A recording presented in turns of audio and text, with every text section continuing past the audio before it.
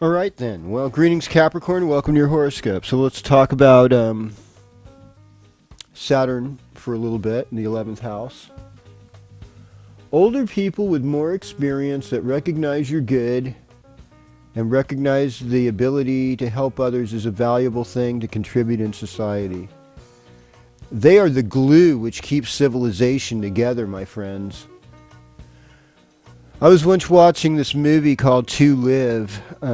It was put out by a Chinese filmmaker relatively shortly, within 10 years after the Mao Zedong regime, I guess, dissolved. It might have taken 12 or so years after it to really come out, for the Chinese people to feel courage to express themselves after so much repression. But someone was in a really serious situation where they needed help from an experienced doctor. Well, doctors are traditional, they're patriarchal, they're non-revolutionary, so they couldn't be in the thing. Well, the woman died, unfortunately, and the doctor could have helped.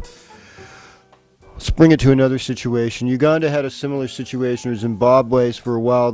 Someplace in, let's say, Southeast Africa, they got rid of all the white Europeans who were farmers there, and so they could re-own the land and take over things. They didn't have the experience in medicine for the animals or in pasturing and growing crops that the European settlers had, and things started to get really bad.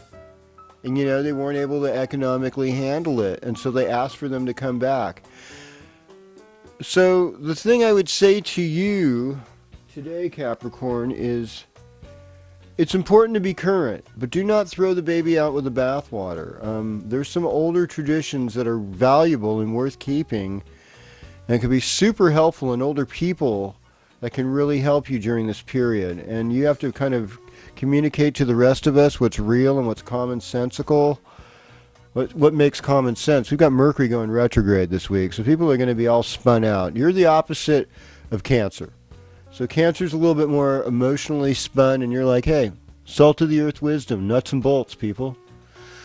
You know what you need? You need a cup of chamomile tea and a hot bath, and then just chill out, It's basically, or one of my friends would say, all you really need is a hug and a cookie.